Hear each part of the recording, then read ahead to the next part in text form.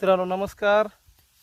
इथं आमचा एक असा इयर वॉल काढलेला होता.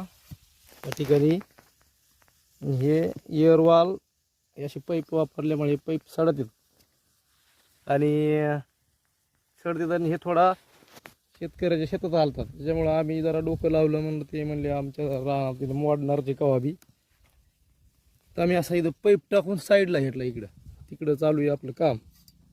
आणि हे वाल हे पाईप खराब येते, असे पाईप हे येणाऱ्या 4-5-10 वर्षामध्ये सोडून जाणारे. त्याच्यापेक्षा असं सुप्रीम आपलं हे पाईप वापरले असे प्लास्टोचे तर एक नंबर होऊन जाते.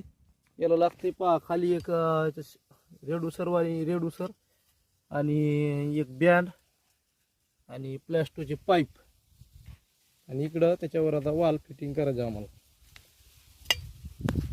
अशा प्रकारे आम्ही व्यवस्थित इयर वॉल काढलेला आहे. 4ची पाईपलाईन आहे आमची. हे मोठा आम्ही 1.5 इयर वॉलचं असं वर बसवून टाकलं.